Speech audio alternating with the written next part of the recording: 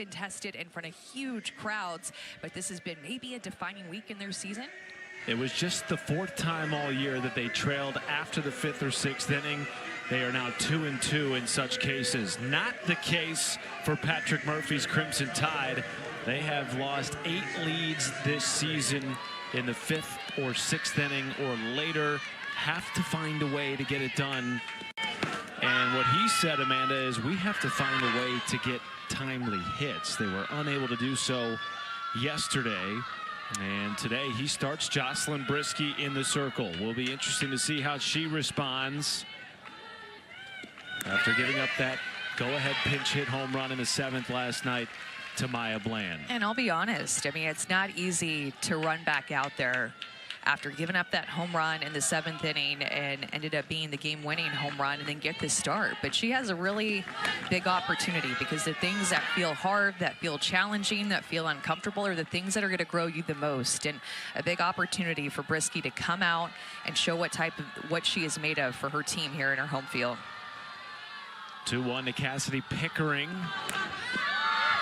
That gets away from Riley Valentine, making her first start of the series behind home plate for Alabama. It is an Oklahoma offense that is top 5 in the country in a host of categories, including runs scored, home runs. But this team's specialty is getting on base. However they can. Top 5 in the country in walks and on base percentage. 3-2 to Pickering.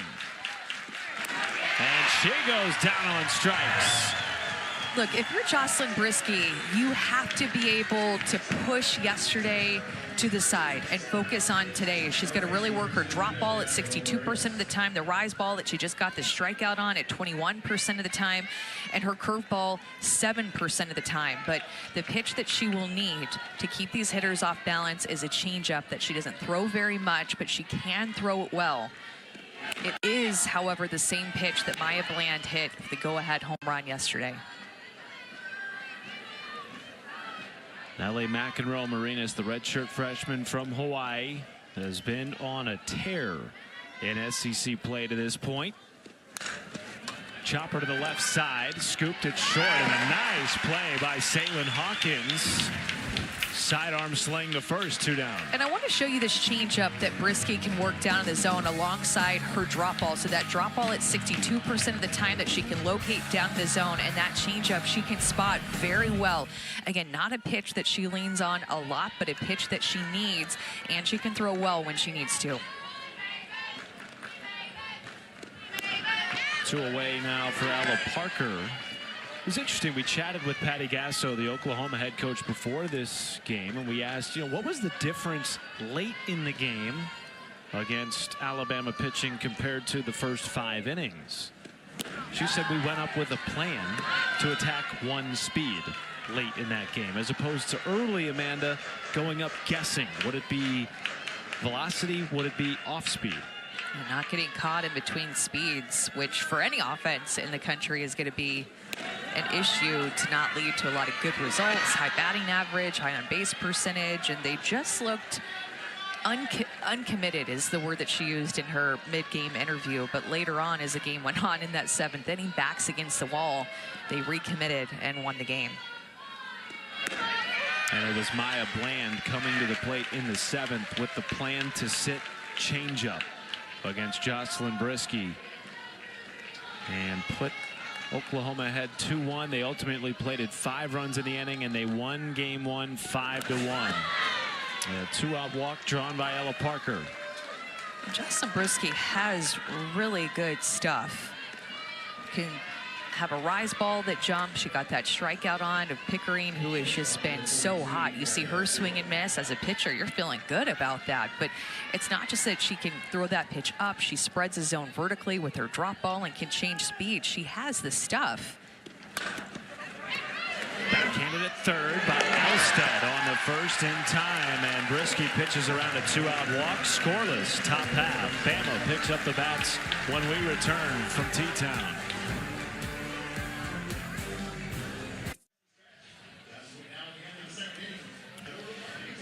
Welcome back to Rhodes House. Another packed crowd, over 4,400 on hand yesterday for game one. Similar crowd expected tonight. And in game two for Oklahoma, Kirsten Deal, the junior from Winston-Salem, North Carolina. Amanda gets the start. Yeah, Kirsten Deal brings a lot of experience in an Oklahoma uniform, won a couple of national championships with them her freshman and sophomore year. Really good stuff from the left-hand side to follow up a great complete game performance from Landry last night. Well, Alabama enjoying one of the best offensive seasons in program history. Speed has been the name of the game for the Crimson Tide. Audrey Vandegrift leads the nation in stolen bases for an Alabama team that leads the SEC with 97 stolen bags this year. And look at where Nellie McEnroe-Marinas, the third baseman, is playing for OU in Vandegrift's face, respecting the fact that she can lay down a bunt. Has some pop, though, too, and that's why it's so tricky as a corner, especially as a third baseman, to figure out where you want to play her with all the speed that she has. All-state in the 100 and 200 meters in high school. Take strike one.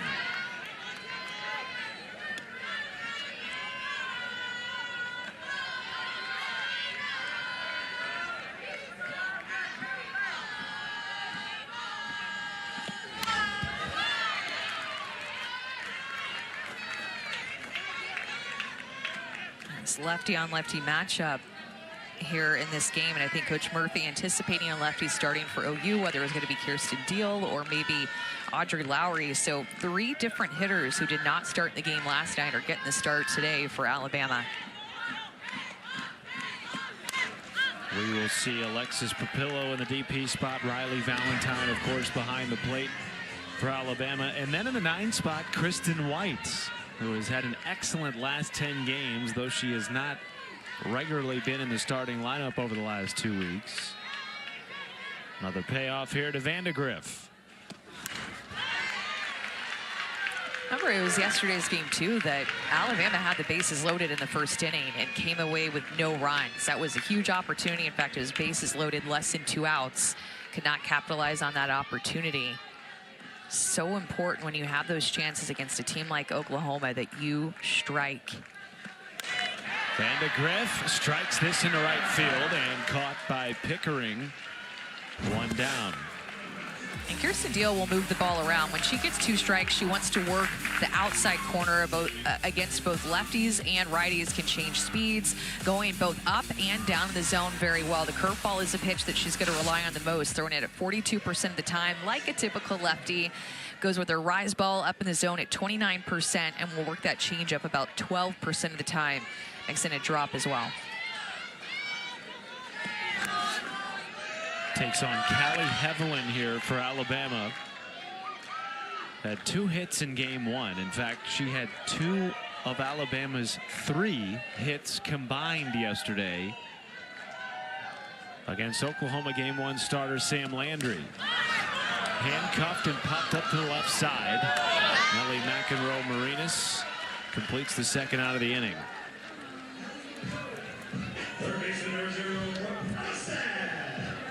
And Amanda, you mentioned bases loaded, less than 2 outs yesterday in the first inning for Patrick Murphy's Alabama Crimson Tide. They were 0 for 5 with runners on in game 1. That was a major point of emphasis for their head coach coming into game 2.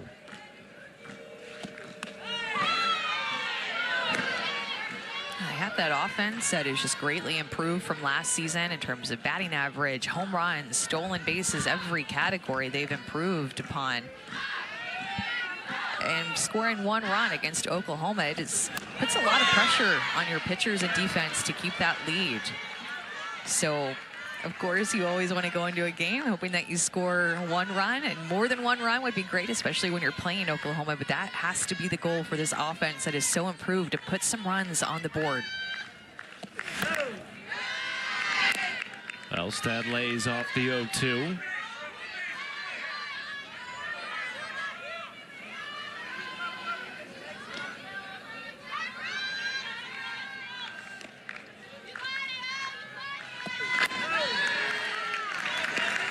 They're now 2-2 to the starting third baseman for Alabama. enjoying a terrific season after transferring in from the University of Louisiana. And works it full after trailing in the count 0-2. Was the Sun Belt Newcomer of the Year in 2024, leading the Louisiana Ragin' Cajuns with 54 runs batted in. Payoff with 2 outs.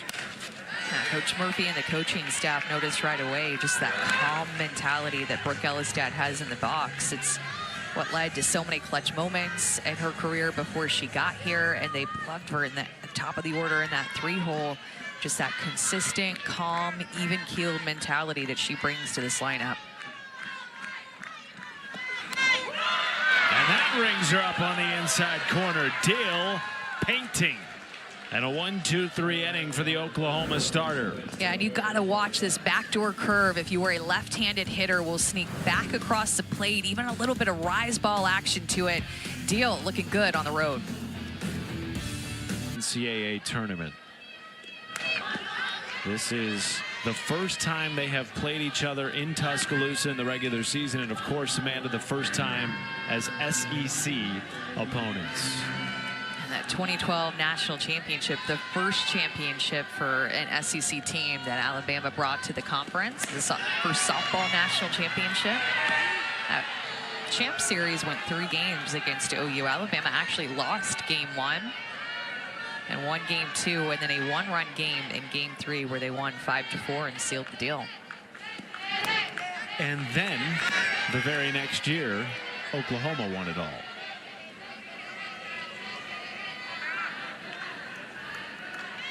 A little bit of motivation No from doubt. the year before, maybe, among other things that year. Sid Sanders with a mile-high pop-up foul territory. Maybe lost in the sun for a moment, but Brooke Elistad with nice composure making the play, 1 down.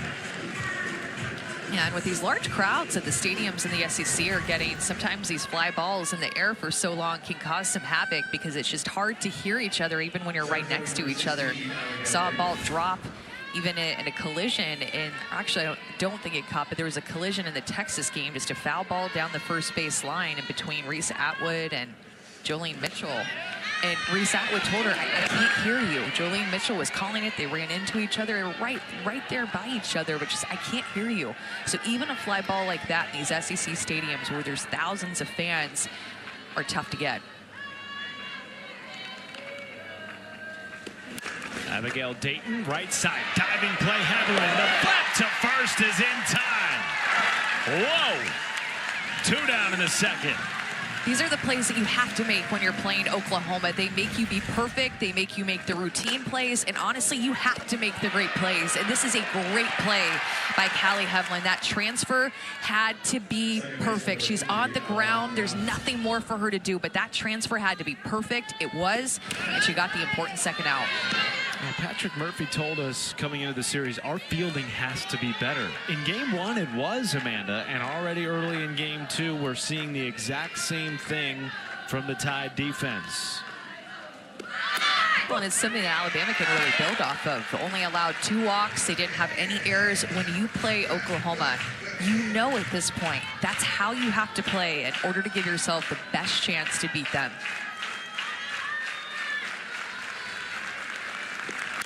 1-1 nod by Ani. High chopper in from short. Hawkins. And a 1-2-3 inning for Jocelyn Brisky. Looking cool through 2 in Tuscaloosa.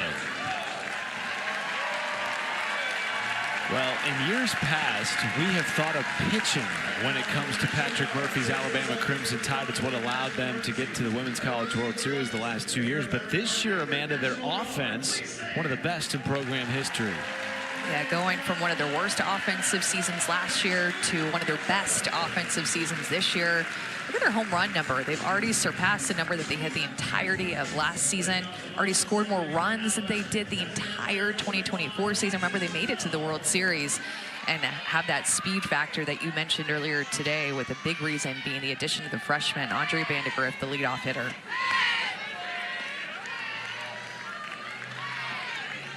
Alexis Papillo makes her first start of the series. did come in the 7th yesterday to pinch hit. Patrick Murphy told us not only are we playing the percentages, but we want to see Papillo get her back going a little bit. That's why they brought her here, transferring over. And they feel like if they can get her back going a little bit here late in the season, it'll be a big jolt in the middle of the lineup for Alabama. This is a player who really raked at the beginning, coming over as a transfer to Alabama and hit well in the fall and hit well at the beginning of the season. But talked to Kayla Bro before the game, and she said her timing's off. Just not seeing the ball very well, and actually almost hits close to 3. There's Kayla coaching first base. We're on it. 3-time All-American here, first base coach, and her 2nd year coaching with the Crimson Tide, her alma mater.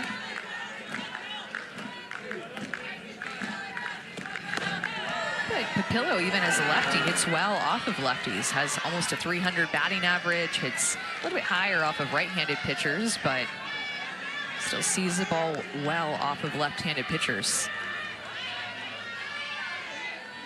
3-2 from Kirsten Deal. And her 2nd strikeout, 1 down in the 2nd inning.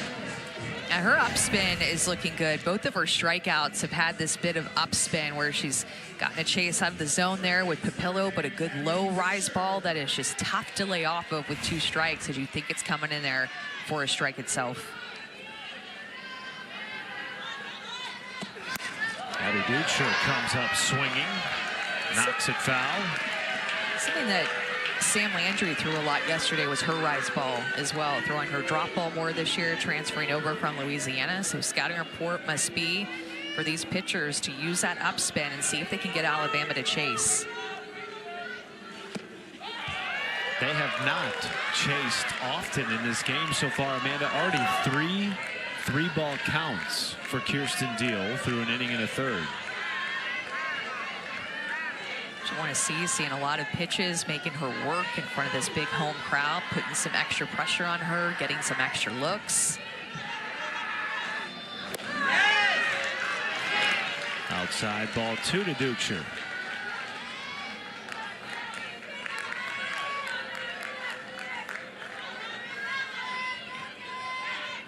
Sophomore from Kindred, North Dakota.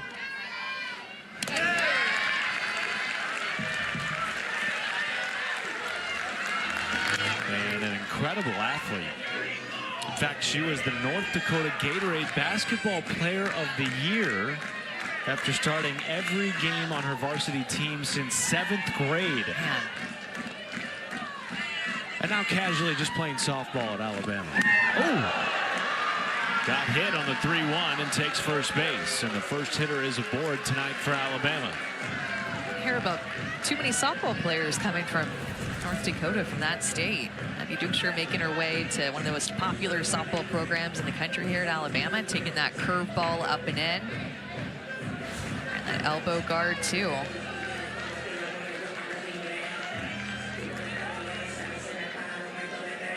Kinley Pate is going to come into pinch run for Duchscher.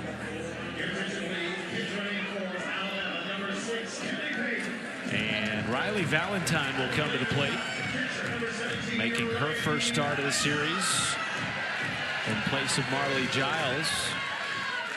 This year she is 5 for 8 against left-handed pitching. And sends this into center, down for a base hit. Pate goes first to 3rd. And Bama starting a rally in the 2nd inning. Yeah, as you mentioned, Riley Valentine getting the start back behind the plate. Yesterday was Marley Giles, their captain, and knowing that she likes left-handed pitching, has seen the ball well off of left-handed pitching in the season, swings at the first pitch that she sees, crushes it to center field, and now here is an opportunity with Alabama with runners on early in this game to try to strike first.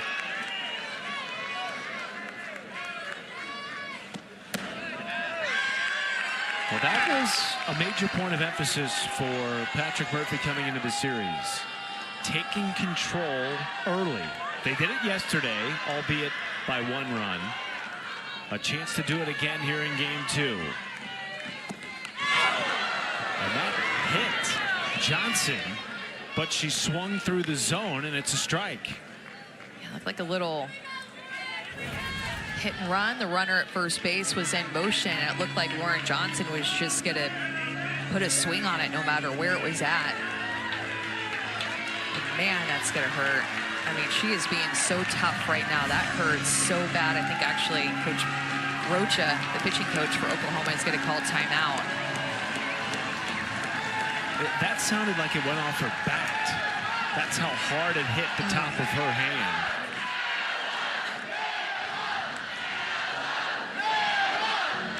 We said it earlier in the game, Amanda. Tide were 0 for 5 with runners on yesterday. Crowd on its feet here at the Rhodes House, understanding the opportunity in front of their team.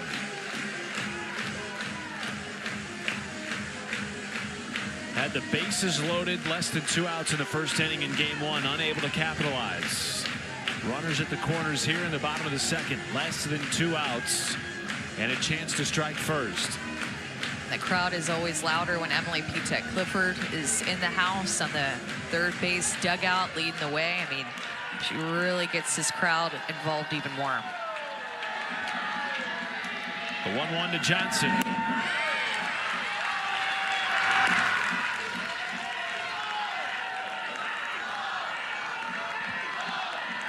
.32 pitches from Deal, just 16 strikes.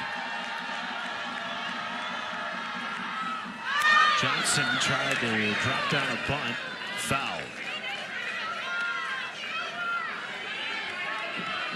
Trying to lay down a squeeze there with speed at third base. And now puts Johnson in a 2-strike situation to see if she can try to lay off of this rise ball that Deal has been trying to go to. And she does, full count. It's a great take. And now you know that Deal has to come down in the zone to you. 5th full count of the game for Deal. Handcuff right side. Run comes in, and Bama takes the lead.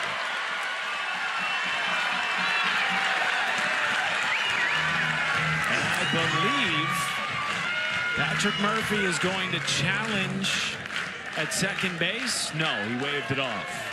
He was asking potentially to challenge the call at second base of Valentine being out on the force.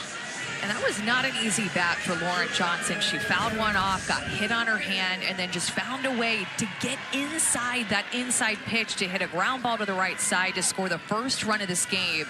Well played by Oklahoma to be able to keep a runner out of scoring position with that force out that was really close. Potentially could have had a challenge there, but Coach Murphy decides not to. But I just want to go back to that Lauren Johnson at bat. Looked like she was put in a couple of different positions in her AB to get her down with 2 strikes. She fouled one off of her hand. You know she was in pain, but still made the most of her AB to get an RBI. Patrick Murphy was 0 for 2 in challenges yesterday. One very controversial coming in the 7th. Ultimately allowed Oklahoma to have a runner on, and Maya Bland coming to the plate. She hit a home run, giving Oklahoma the lead. Here is the 1-1 count to Saylin Hawkins.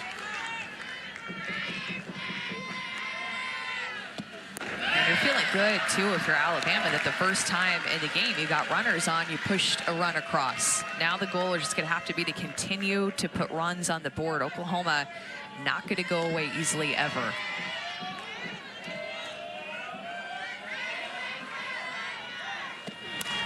In the left field, seeing a single off the bat of Saylin Hawkins. Keeps the inning alive for Alabama.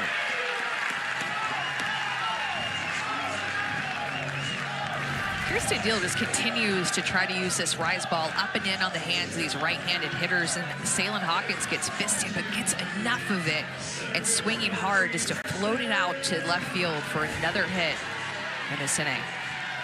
And now in the 9 spot, a very dangerous hitter for Alabama. Kristen White, who is batting .357 over her last 10 games.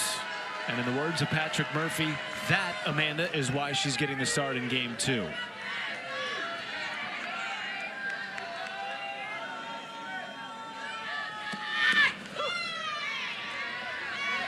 It's a player with a ton of experience. Alabama is so deep in the outfield, just top to bottom, a lot of athletes. Coach Murphy said this is the deepest team that we've had in terms of athleticism. Kristen White is a big part of that. Well, she started to begin the year, and Patrick Murphy said, you know, she was just the unlucky one over a stretch. The odd man out, so to speak, with all the other outfielders playing so well. It's not that she was playing poorly. Now giving her a chance here in game 2. And a big moment it is with 2 outs and 2 on.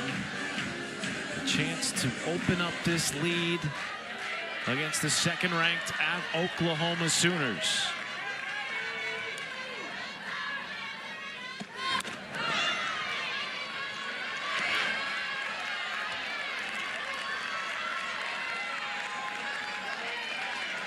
See if she goes to that rise ball again, the pitch that she is just wanting these Alabama hitters to chase up and out of the zone.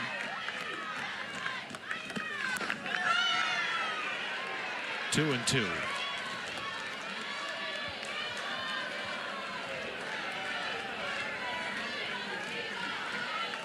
Over 40 pitches through the first 2 innings for Kirsten Deal. Alabama has made her work. White sprays the 2-2 into right field. They will wave the runner. Alabama takes a 2-0 lead.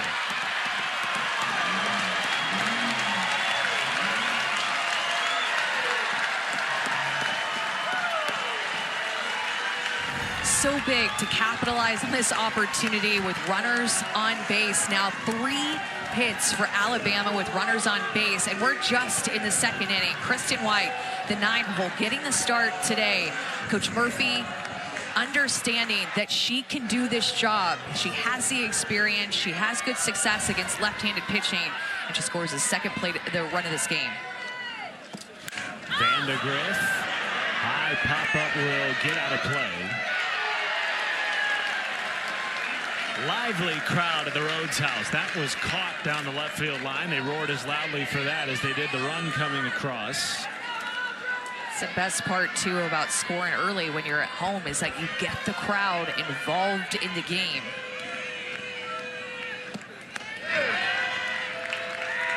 Runners at the corners, 2 down. Bama has already scored 2 in this inning.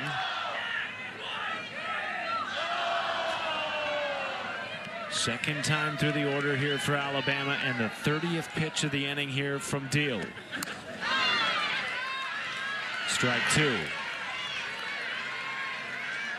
A couple of pitches in Vandegrift's at bats off of Deal where she just doesn't look like she's seen the ball particularly well out of her hand. You know, there was something that she changed in her swing just before her senior year in high school. She told me that she doesn't step anymore. She says, I coil and transfer all my weight. So took out her stride her senior year and had a crazy high school year, hit all of these home runs, added to her power in the box. Notice that with her stride foot when she swings. 1-2, roll to the right side, charging it out by Yanni and makes the scoop to first. Bama strands 2, but they plate 2 on 3 hits, and the Tide take the lead into the 3rd in Tuscaloosa. And a 1-2 count off of Jocelyn Brisky. Got a changeup that missed over the heart of the plate. She was looking for it and just did not miss. She's due up 2nd in this inning, and that earned her the start in this game. She also started in the midweek game against Oklahoma State where she hit another home run, one off of Ruby Malin. That was another go-ahead home run. But how about after that, giving up that home run, Matt, how Jocelyn Brisky has come out and looked really great to start this game. Gets a quick out here and is now set down 5 in a row. And a lot of soft contact, too. We saw Oklahoma in their outs in yesterday's game. Whenever they were an out that was put in play, they were hard hit balls that Alabama had to make plays on. A lot of soft hit ground balls feeding her infield. Strike one to Maya Bland, who you referenced getting the first start of the series here in game 2. Has really boosted that average this week, up to 286 with those 2 home runs. But for Brieske, this was a major test. Last 2 outings, 1 inning pitched at LSU, 2 earned runs on 3 hits, 2 walks. Yesterday, an inning and a third, 2 earned runs, 3 hits, and a walk, including that game-winning home run given up to Maya Bland. She looked good. She was 3 up, 3 down in the 6th inning whenever she came in, and then started out the 7th inning with a really weird play, followed by a strikeout, and then it was the home run after Gabby Garcia reached on a bunt. 0-2 to Bland. Again to first, Duke short. A tap of the bag, 2 down. And honestly, that feels so good. To get past that first at bat where you face a hitter that hit the home run off of you, it's always in the back of your mind, but you just have to trudge forward and continue forward. And we talked about that, having the mindset to go out there, get the start after giving up that home run. It is not always easy. It feels uncomfortable. You're thinking everybody's talking about you. Oh, that's the pitcher that gave up the home run. They're not going to cheer for you or whatever it is. You have to push that aside, and it's exactly what Brieske has done so far in this game, first time through the order.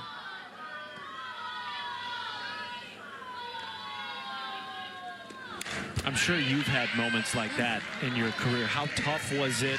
And how did you, Amanda, overcome coming back the next day or day after in the series? You just can't think about it. You have to go all in with the next pitch with 110% of what you have. Because the minute that you start to pull back and you think about it and you're fearful of it happening again, then you're only giving 80%, 70%. You're not giving your best foot forward. And right now, in this game so far, we're seeing Brieske's best foot forward.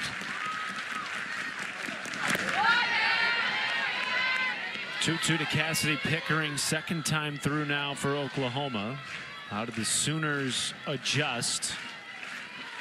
They have only had 1 runner reach today. That was a walk back in the first. This into center field, chasing is White and cannot get there. Off the wall, and it's a 2-out double for Cassidy Pickering. That's why I think that they love Cassidy Pickering in the leadoff spot, to get her up as much as possible. She just has professional veteran at bats. Look at her go up and get that rise ball with 2 strikes, anticipating it, getting on plane with it. Great effort by Kristen White. I really thought she was going to track that down. Instead, it goes to the wall and is extra bases for Pickering, who just has been on a tear. So Nelly McEnroe Marinas, the tying run at the plate here with 2 outs in the third.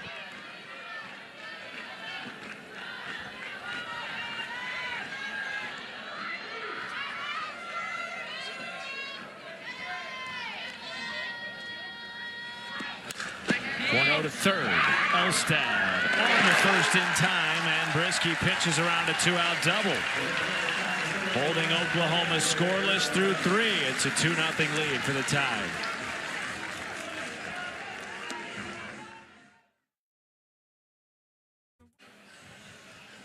Well, the Alabama Crimson Tide coming into the weekend in the top 20 in the RPI, but sort of on the outside looking in of hosting a regional. Something that has never happened here, missing hosting a regional. This is a big series for the Alabama Crimson Tide.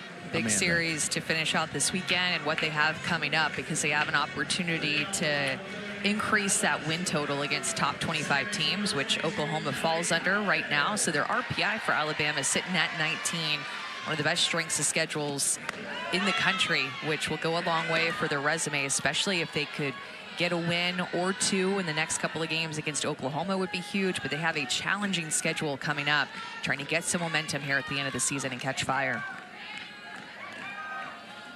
I'm going to ask you to look into your crystal ball. If the season ended today, what does your gut tell you about Alabama hosting? You know, it's really hard because I haven't taken enough of a look at the teams around them in RPI to compare strength of schedule and top 25 wins and bad losses. I mean, it's a full-fledged, I hate to say it because it's so cliche, but body of work that the selection committee looks at, that we're so used to hearing that phrase over and over again. And it's comparing and head-to-head. Right now, Mississippi State is ahead of them in RPI, and Alabama lost that series to them. So a lot of numbers to look at, a lot of numbers to crunch and compare when you're trying to see who's going to get those top 16 seeds in May.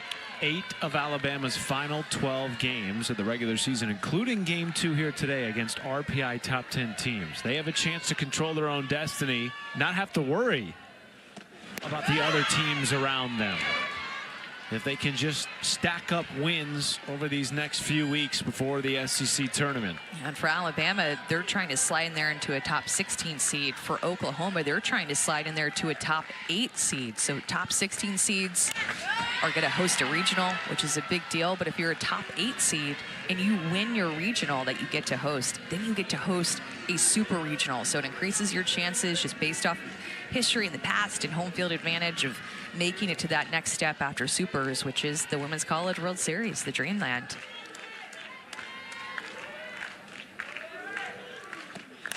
Callie Heavlin shoots the 3-2 in the left. It is gone! A solo blast gives Bama a 3-0 lead.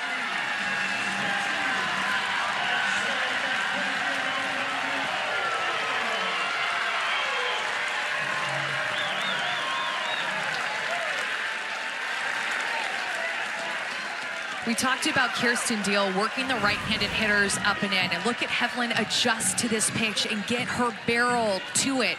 Not an easy pitch to hit, but that is communicating, doing your homework, understand how Deal has been working the right-handed hitters and just punishing this ball. Heavlin only had 6 home runs last season. She doubles that with this home run today. That is home run number 12, and now back-to-back innings scoring for the Tide.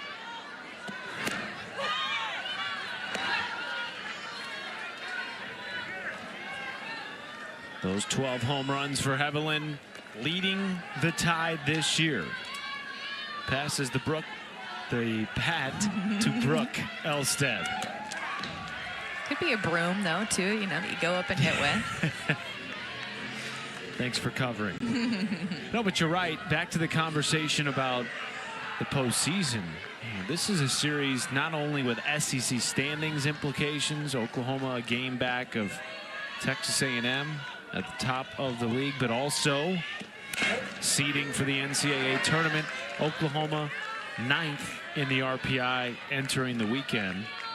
And Patty Gasso told us their goal is to be somewhere 4 or 5 or better if they could. And with their strength of schedule coming up with the rest of SEC play, they have a real opportunity as well. And the only thing holding their resume back when you look at it is going to be their non-conference strength of schedule. So it's going to be another number that the committee is looking at, your non-conference strength of schedule. How much did you challenge your team? Did you create a hard out-of-conference strength of schedule in February and the beginning of March? They look at all these numbers that go into it.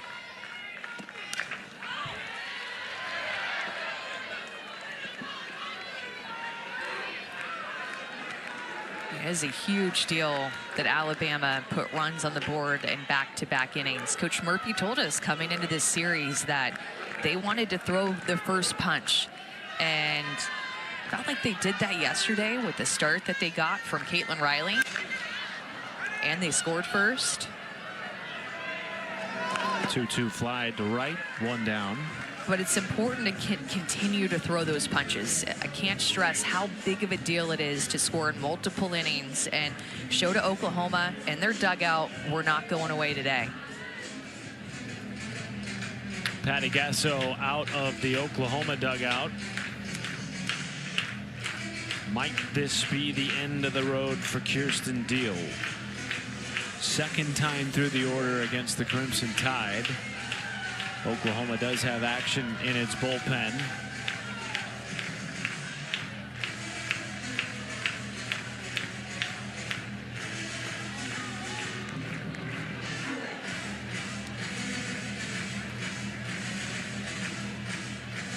Peyton Monticelli, Audrey Lowry getting loose for the Sooners. Patty Gasso did tell us, don't be surprised to see Audrey Lowry come into this game.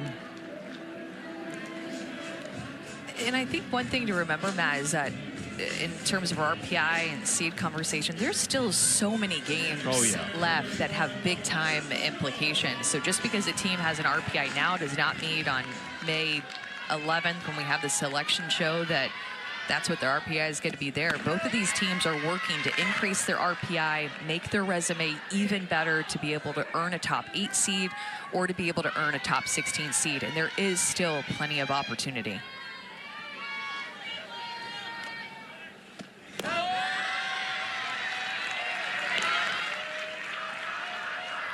2-0 to Alexis Papillo. Now, both of these teams, particularly in recent years, synonymous with postseason success. Of course, Oklahoma, the unprecedented four-peat. And across the diamond, Patrick Murphy's Alabama Crimson Tide have been to back-to-back Women's College World Series, and 4 out of the last 5, not counting the COVID year. On Oklahoma, they've only lost 3 times. That's it. This season. Right, this season. They have only lost 3 games this season. So they continue to put themselves in a position year in and year out to be one of those top 8 seeds. Time called by Deal. All 3 of those Oklahoma losses coming in the SEC. Their lone series loss at home to Tennessee, who, by the way, just beat Texas today, winning game 3. One-out walk drawn by Papillo, her first time aboard today for Alabama. See if they make a pitching change. I have a feeling that Patty Gasso timeout was to give the pitchers a little extra time to get loose, and we are actually going to see one. Sometimes those coaches will call timeout, double barrel over in the bullpen getting loose, and you see Audrey Lowry, the freshman, come in who's been injured.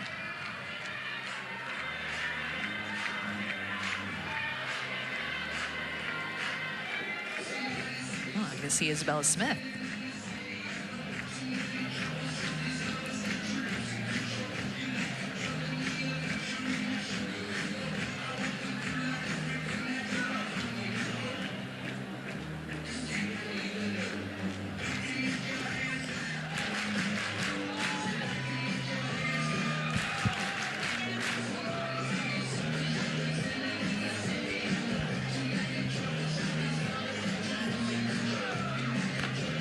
Welcome those of you joining us on SEC Network, watching Tennessee win in comeback fashion on the baseball diamond here in Tuscaloosa. We welcome you to a sold-out Rhodes House. Oklahoma taking game 1 of this series last night, 5-1 in comeback fashion. Today, Alabama jumping out to a 3-0 lead. Matt Schumacher, Amanda Scarborough with you, and already a pitching change for the Oklahoma Sooners here early in this game. And as we welcome you inside the booth, Matt Schumacher and Amanda Scarborough with you. Amanda, this was the key for Patrick Murphy, Alabama's head coach, coming into this series. Striking early and striking fast against the reigning national champs. Well, they did that in yesterday's game, too. They scored first, and Oklahoma was trailing the entire game. They scored first in this one. Now for Alabama, it's about finishing. In this season, they've been struggling with leads blown late in the game in the 6th and 7th innings. Exact same thing happened in yesterday's game with a Maya Bland pinch hit home run, a 2-run home run that was a go-ahead.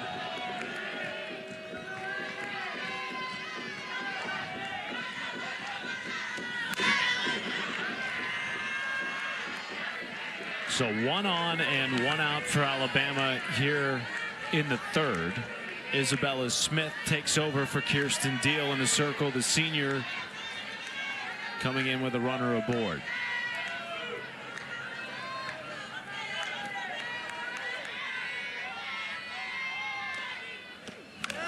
Got to be more up in the zone with that rise ball, a pitch that she likes to go to 42% of the time. We've seen Oklahoma pitchers offer a lot of rise balls to Alabama hitters. Sam Landry threw the complete game, threw under 100 pitches yesterday in that complete game win. Aimed on her rise ball a lot. And then Kirsten Deal, who got the start today, the lefty, went up in the zone as well. Well, for Isabella Smith, her innings have been more limited the deeper we have gotten into SEC play.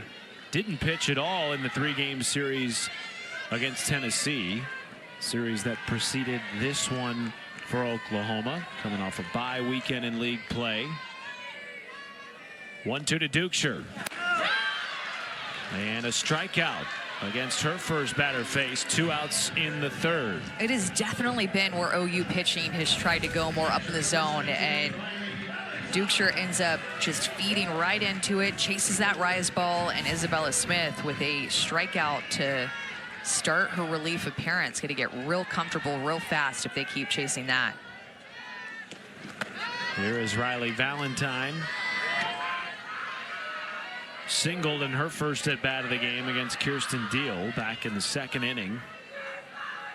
Bama has scored at least 1 run in each of the last 2 innings, including a leadoff homer by Callie Heveland to start the 3rd. Ball gets away from Emmerling, and the tag is in time to get Papillo, and that will end the 3rd. That could be the momentum swing that OU might need, but don't forget about the momentum even more that Alabama grabbed with the 3rd run scored in this game, a solo shot by Callie Heveland, her 12th home run. Oh, just how bad it hurts in that moment, being a pitcher myself, to think that you're going to beat the defending champs in the 7th inning. We're just 2 outs away. She's ahead of Maya Bland, 1-2. All she has to do is execute a pitch. Instead, Bland executed a home run. It is not easy to come back out here and start the next game, and she has had a really good start through 3 innings. By the way, if you missed game 1, there was controversy as well in the 7th inning. Brisky thought she had 2 outs, and instead there was a call at first base that allowed the runner to stay there. Maya Bland comes in. Brisky has her down 1-2 with 1 out. Maya Bland with a pinch hit home run. Ultimately, Oklahoma plating 5 in that inning, coming away with a 5-1 comeback victory in game 1.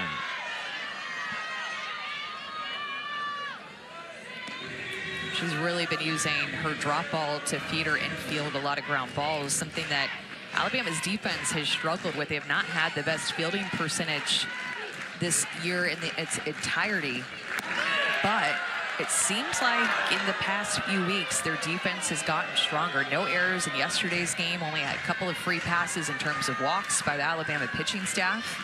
Their defense has been making plays. Here is the 1-2 to Ella Parker.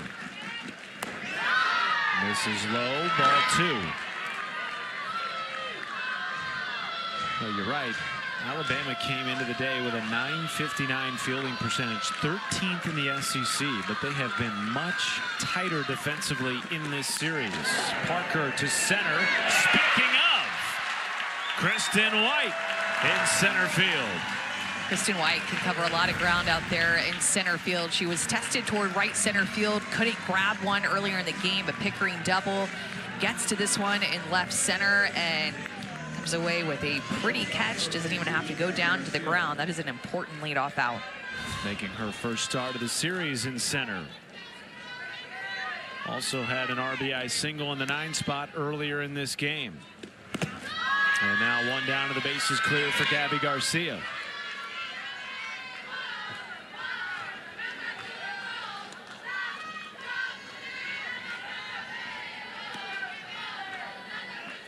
Garcia, one of 10 freshmen on this Oklahoma Sooners roster. And that, I believe, caught Tatum Stolting, the home plate umpire. And everyone's going to give her a second to catch her breath.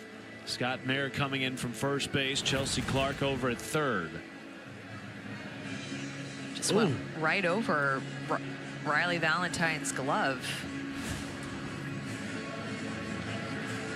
I don't know if there's a mix-up in pitch call or what. You just don't see that very often, and I'm sure it's jarring if you're Tatum back behind the plate.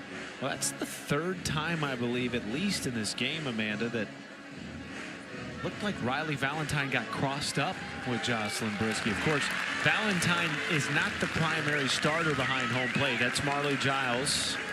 But Valentine getting the start here in game 2, her first start of the series. Stolting will stay behind home, and a 2-0. Misses ball 3.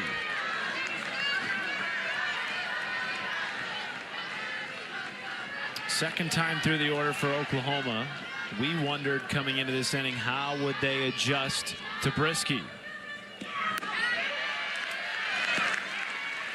This is a more patient at bat, certainly, for Gabby Garcia.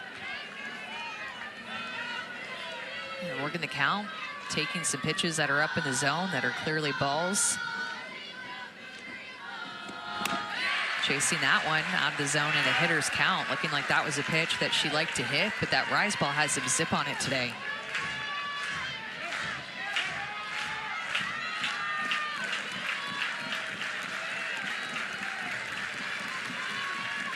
Full count to Garcia. Mile high pop up. It'll stay in the infield. Ceylon Hawkins makes the catch at short, 2 away. And she chased it again. Had a really good eye to start that at bat. Got to a 3-0 count, then helped her in that 3-1. A swing and miss on the rise, and then chased the rise for the easy pop out to the infield. Sydney Sanders digs in for the Sooners.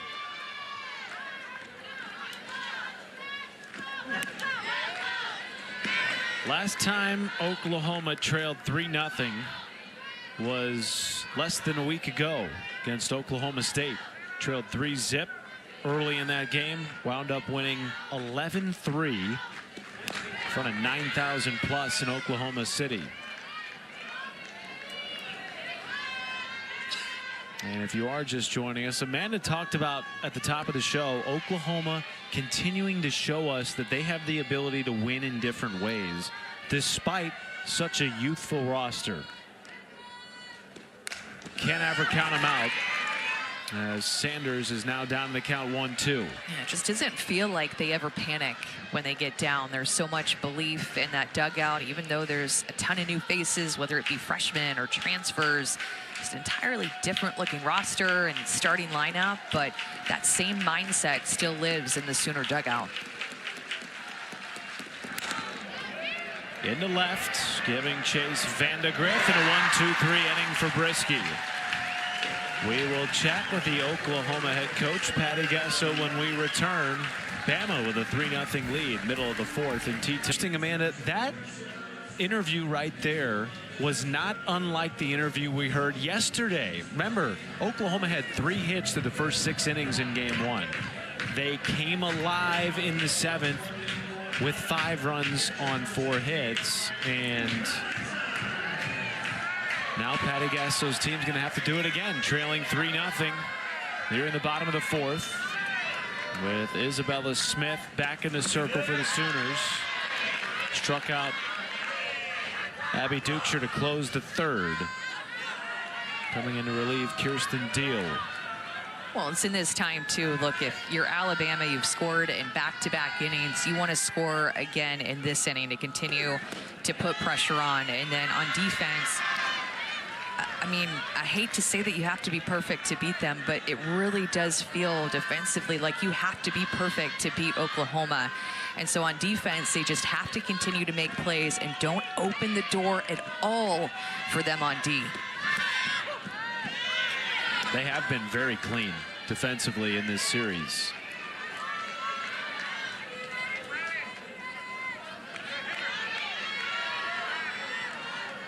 Rising to the challenge here in game 2, at least to this point. 2-1 to Riley Valentine. And Riley Valentine making her first start of the series, singled in her first at bat. Patrick Murphy told us they're seeing more fire from her this year in her second season after transferring over from Texas A&M. And and draws a leadoff walk. Just there's something about her where it feels like she has her best at bats in the absolute biggest moments. She might not hit for a high average. In fact, entering this game just hitting 205, but it just seems like her hits come, or her great at bats come to draw that leadoff walk, come at the most important games, at the most important times.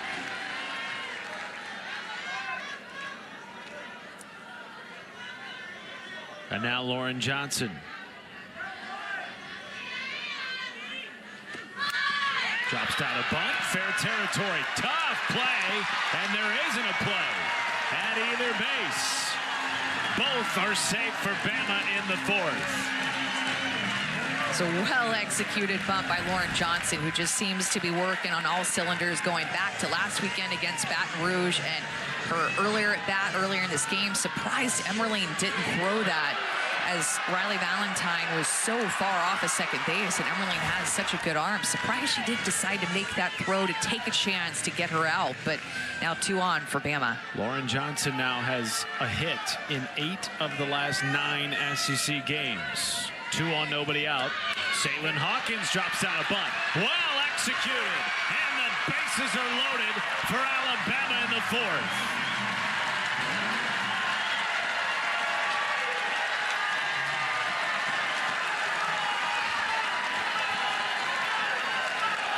Where this is Alabama's strength, their athleticism, their speed, their short game when it's working. This ball just dies right out in between Emerling and Smith. Miscommunication. It's loud in here, but it was just a no man's land. A couple of bunts put down, well-executed bunts by Johnson with her speed, and then Hawkins. How about the small ball here from Patrick Murphy?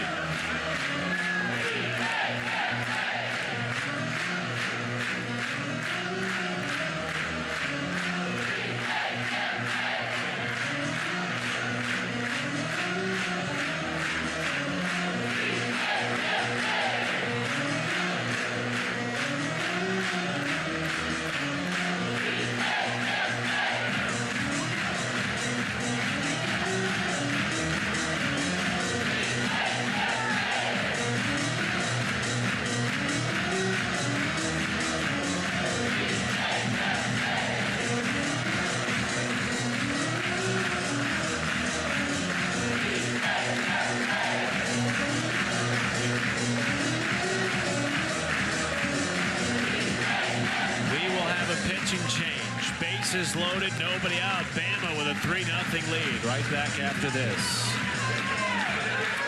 Pittsboro, Indiana. Audrey Lowry, Amanda, with the bases loaded, nobody out.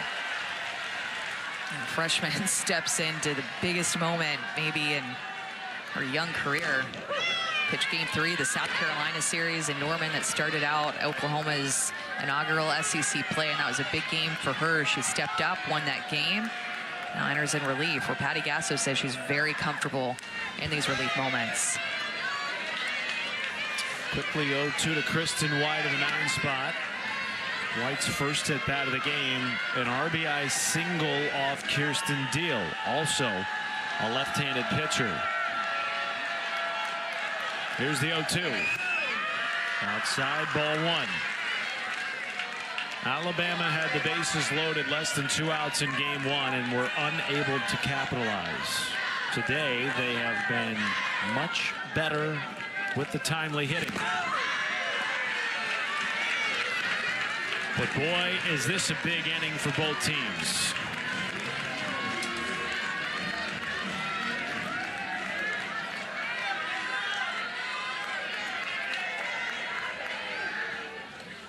White, chopper, in from third, McEnroe Moranis. The tag is in time by Emerling. And Valentine out at the plate. And that was a really weird play that maybe could have snowballed, but good execution by Oklahoma's defense. Well, this might be the best hitter to come to the plate with the bases loaded right now for Alabama. Audrey Vandegrift batting a team best .432.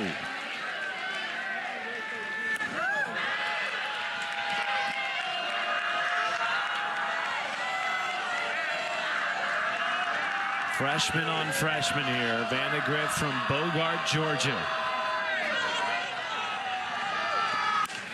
Launches this in the right field. Back on it, Pickering. Deep enough to score a run. And Bama adds to its lead.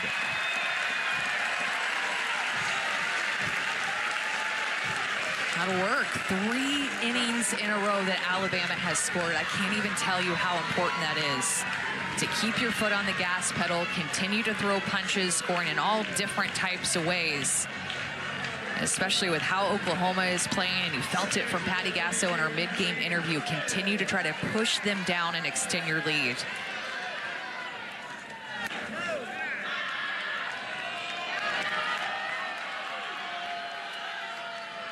And now Callie Hevelin has a chance to add to it.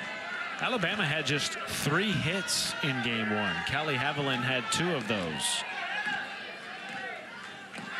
And already today has homered. Runner goes, and the tag won't even be applied. White is in safely at second base, and now 2 in scoring position with 2 down in the 4th for Alabama.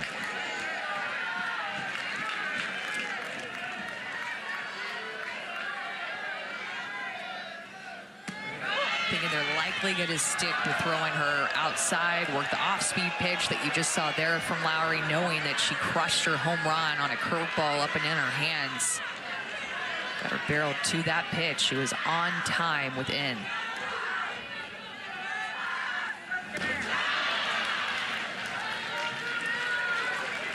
Big strikeout there of Hevelin to end the inning, but as Amanda mentioned, 3 straight innings with a run scored, and Bama leads 4-zip.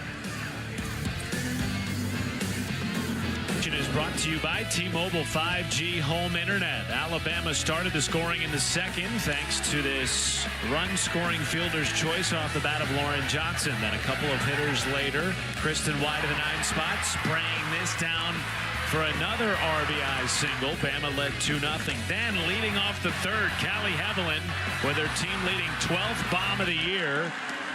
And Amanda, Alabama keeping its foot on the gas the way you said they had to. They lead it by 4 entering the 5th. Yeah, they went 3 up, 3 down in that first inning, but the next 3 innings after that, anybody who has reached, they have been able to score in that inning and capitalize when they've gotten runners on, something that they did not do last night. 0 for 5 with runners on last night were the Tide in a 5-1 game 1 defeat. Today, 5 for 10.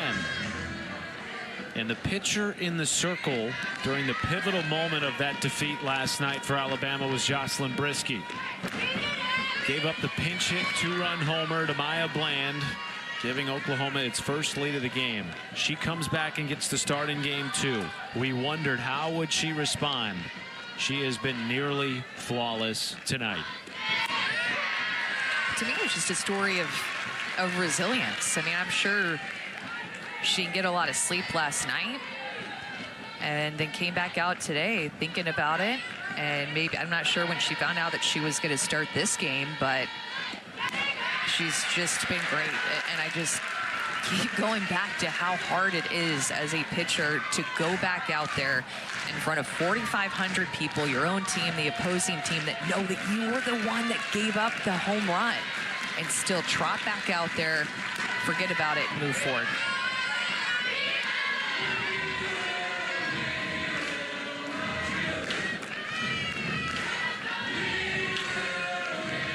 One-two count to Abigail Dayton, the 6-hitter leading things off for the Sooners in the 5th.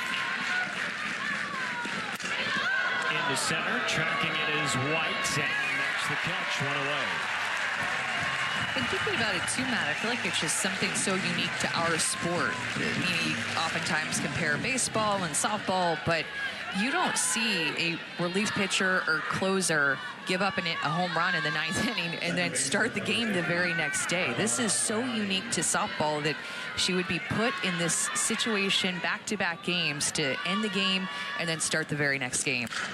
Agbayani lasered into the mid of Vandegrift, 2 away.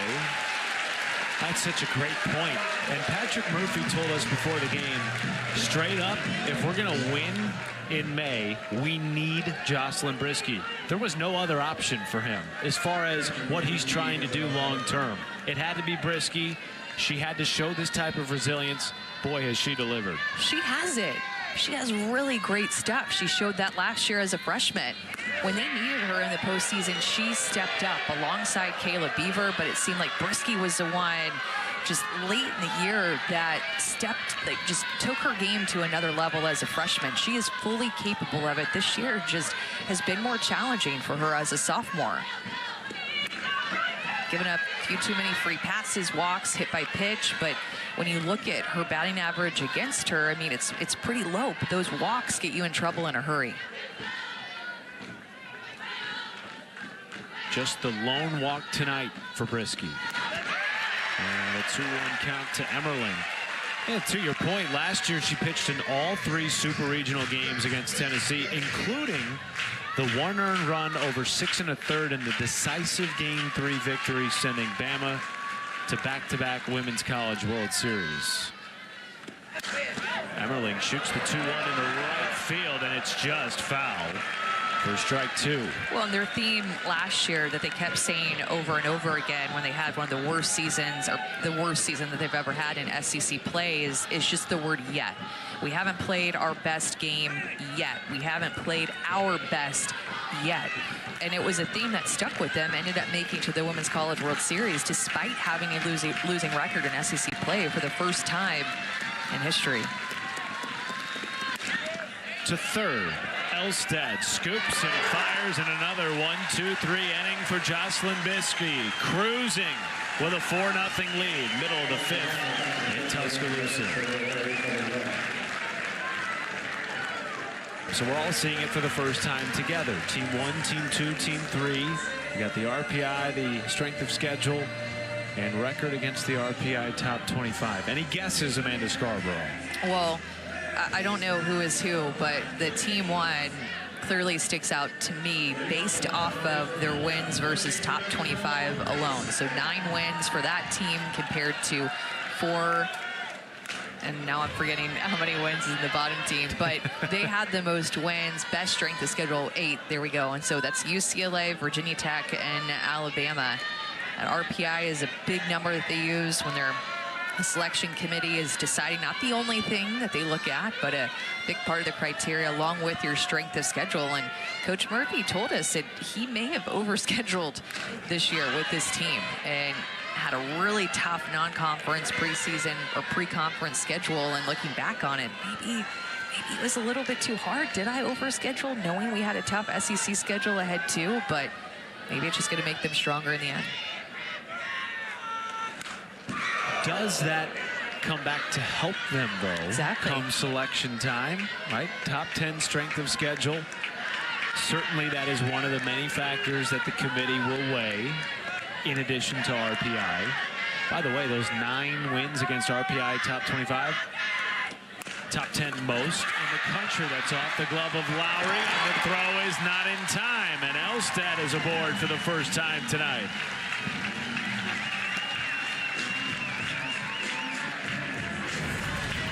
It was a well-struck ball by Elstad. Just bounces, though, off of Lowry's glove. It was hard hit. She had to move a little bit to her glove side, and Elstad hustled down the line to get down there quick.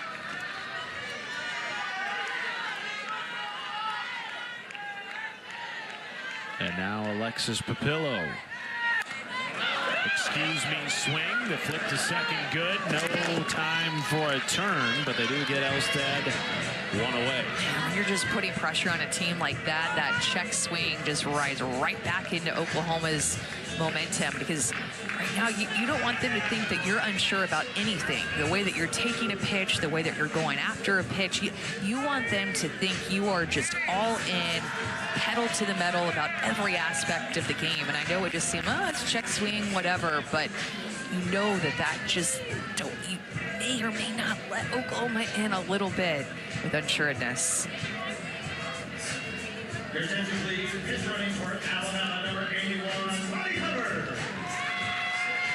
Monty Hubbard comes into pitch run for Papillo over at first base. And Duchscher at the plate, hit by a pitch, struck out, and a run scored. And a first pitch strike to Duchscher. Well, this 4-run deficit matches the largest deficit of the season for Oklahoma. This is sent to the left. Add to the deficit. A 2-run bomb for Abby Duchscher.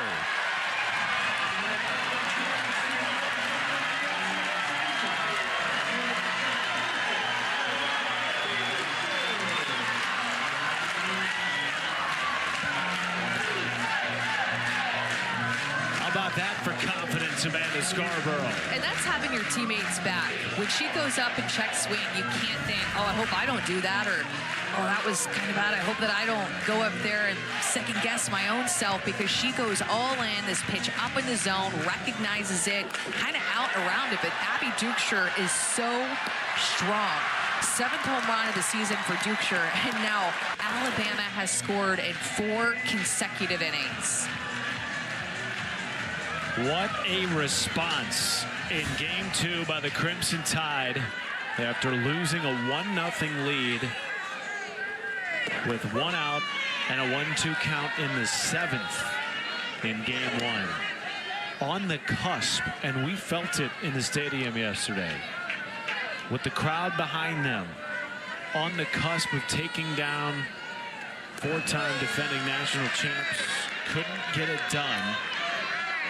And Patrick Murphy told us during his mid-game interview a few innings ago, his message to his team, all the pressure's on Oklahoma.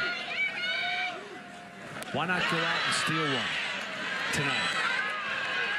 It's all about the mindset, especially after a tough loss like that, where you might start to feel like all the pressure is on us because we lost that game before. We have to come out here and win this one. But it's Coach Murphy who has coached for so many years that just knows how to get through to his team and get them in the right mindset to enter this next game with a fresh start.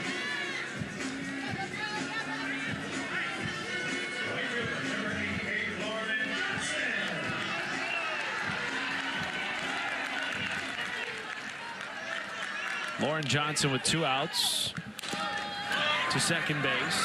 Agbayani records the 3rd out of the inning. But for the 4th consecutive inning, Alabama on the board.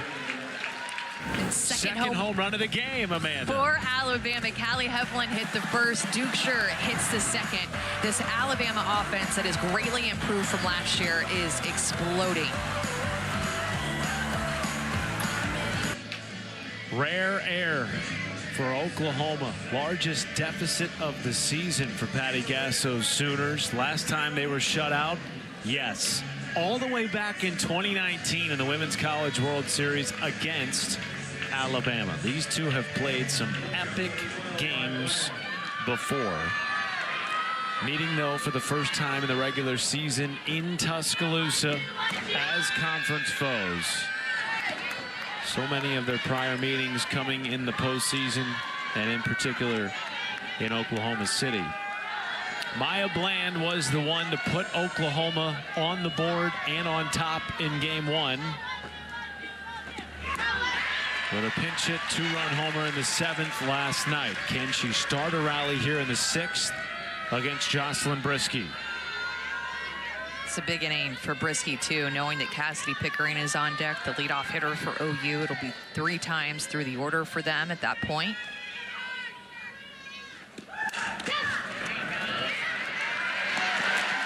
One away in the 6th. And I think one of the most challenging things to do in our sport right now is face the same lineup. Nevertheless, one of the best offenses in the country for a 3rd time through. So I'm sure Coach Murphy will be taking a look at these takes and the Oklahoma approach and ball coming off of the bat to see when and if he might need to make a pitching change late in the game, or if it's Briskey's game here on. Now the 3rd time through for Cassidy Pickering. She did double in her last at bat against Briskey in the 3rd. That remains the lone hit of the game for the Sooners to this point.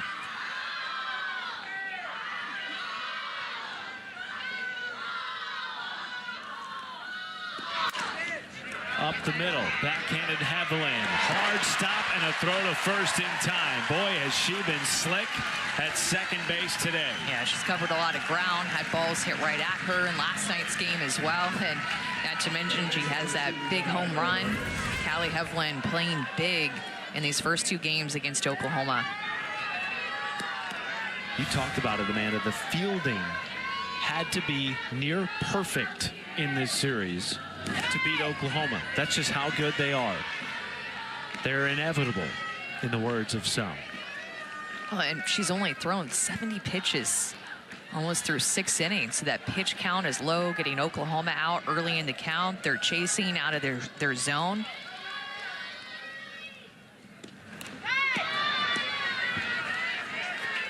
Well, Patty Gasso told us she was a little bit frustrated with the approach at the plate during her in-game interview, telling us she felt like her team almost looked uninspired at the plate. Here is the 2-0 to McEnroe-Marinas. Strike 1.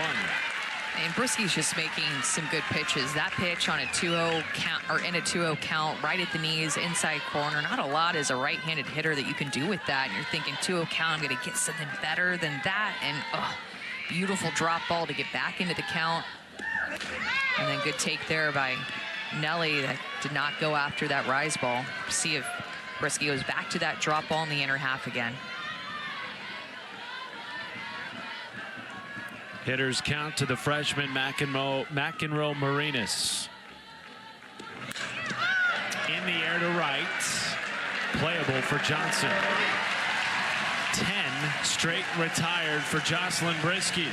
Bama with a 6-0 lead as we head to the home half of the 6th in Tuscaloosa.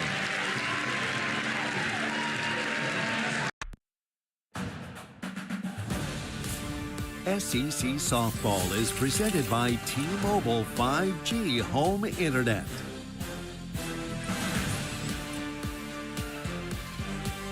Multiple home runs in the game for Alabama today. A totally different offense for the Crimson Tide after being held to just 1 run yesterday and 3 hits.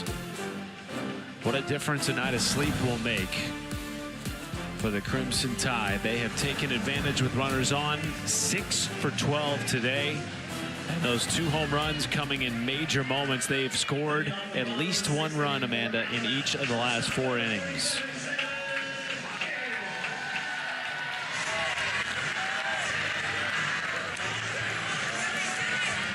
Good execution with some bunts. We've seen a home run. Execution on the right side with Lauren Johnson's RBI to get on the board. Hawkins to short. Well played by Garcia. 1 down.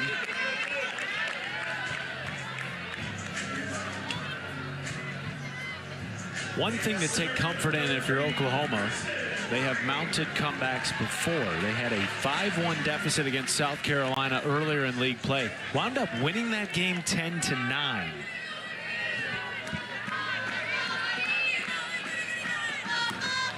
That opening weekend for Oklahoma was intense. Patty Gasso called that weekend against Carolina all 3 one-run games, but survival of the fittest.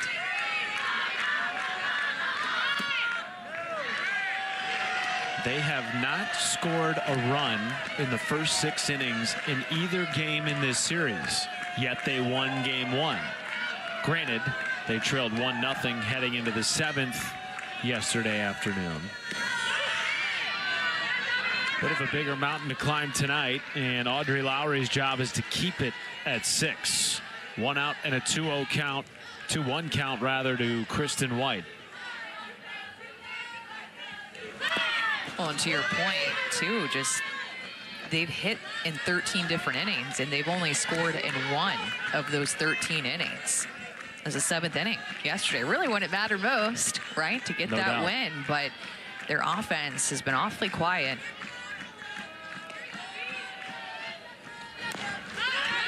Against an Alabama pitching staff that hasn't been the strength of the team this year.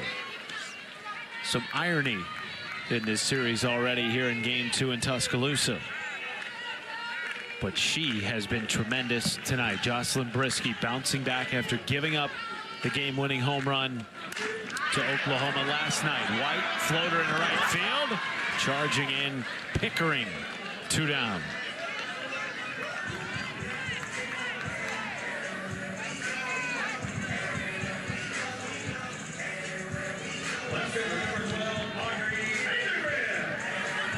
Base is empty for Audrey Vandegrift. 0 for tonight. Did have the sac fly, though, in the 4th. Drops out bunt and foul. New catcher into the game for Oklahoma. It's Corey Hicks replacing Isabella Emmerling. Every slot in the lineup for Alabama has reached base except for Vandegrift, who has the highest on-base percentage on the team. And elite speed. Leads the nation in stolen bases.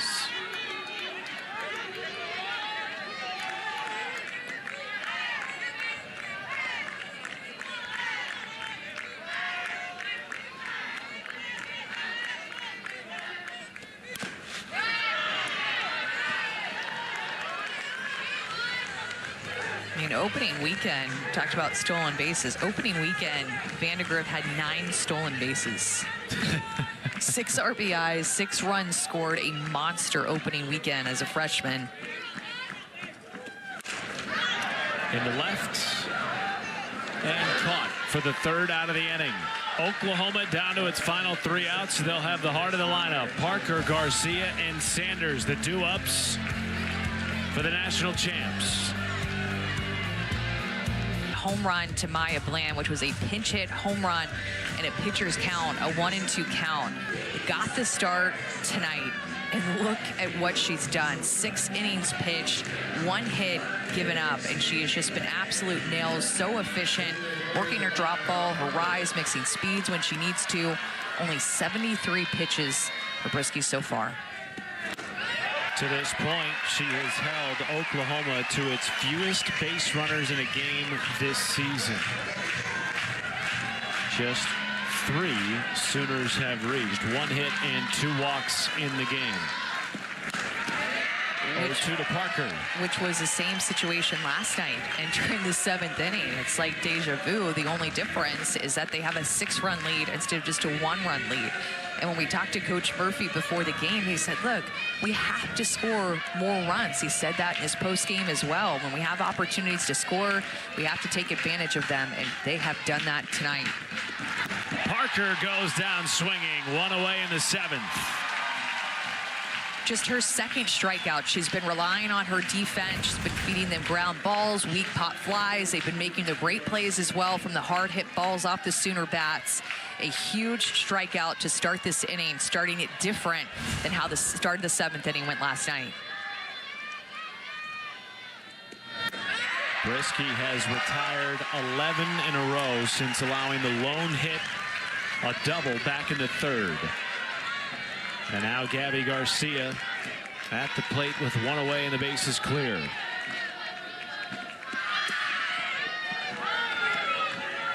And it's something that, you know, not only Alabama and Jocelyn Brisky needed this weekend in this series against Oklahoma. I feel like this is a game, a start, an outing for Brisky that she needs for this entire season to give her the confidence to move forward.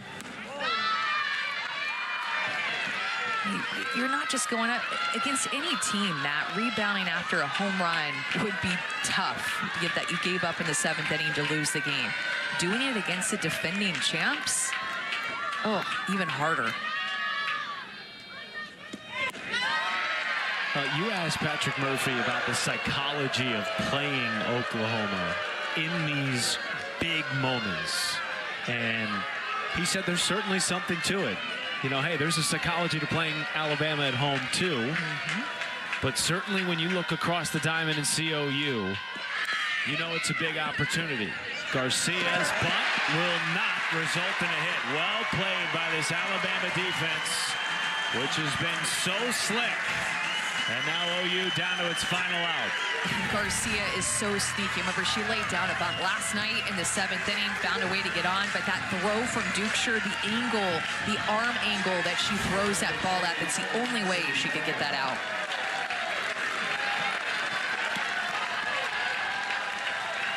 Crowd on its feet. Sydney Barker batting in the 5 spot for Sydney Sanders. Barker got the start in game 1, coming off the bench here in game 2.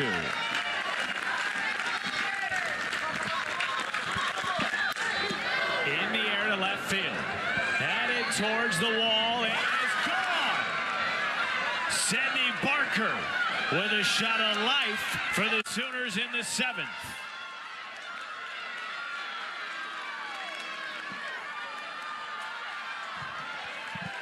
Patty Gasso just continues to give Sydney Barker so many chances in starts and in pitch hit opportunities like this one. Props to Brieske, honestly, for just going at her. Hit her cold off the bench, challenge her, missed maybe more of a mistake pitch, didn't quite have the movement. You can tell she's bummed, but girl, you got a 6-run lead. You go at it, hit her like that, and even if she hits a home run, tip your cap to her, go at the next one.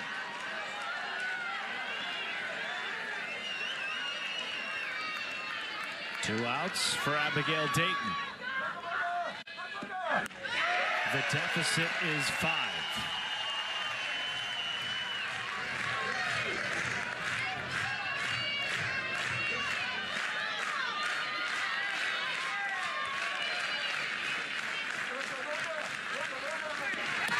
I mean, this team is just so difficult to shut out, Matt. The last time that Oklahoma was shut out, and I'm sure a lot of people were wondering, when is the last time that Oklahoma was shut out, was 2019 at the Women's College World Series.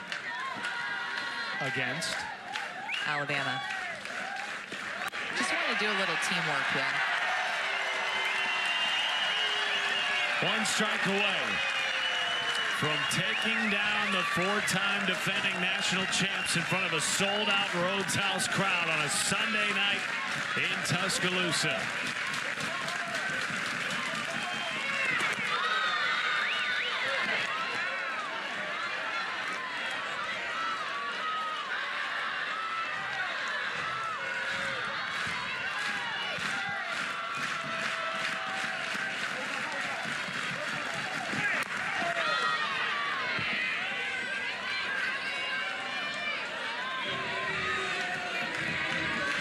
Alabama has been in so many tight games.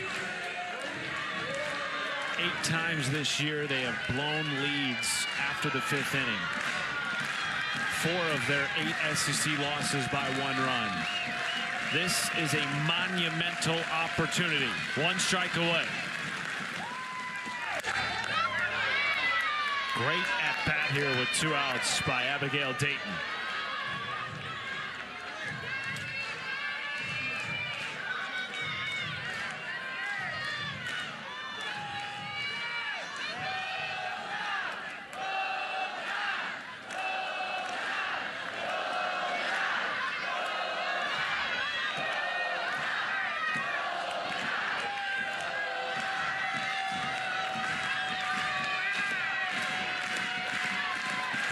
Brieske trying to bring it home.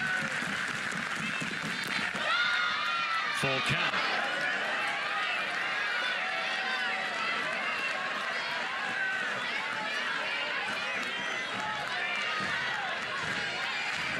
Agbayani awaits on deck. Should Dayton get on? Fly ball, left field, in foul territory. Caught! And Bama takes game 2 against the defending national champs.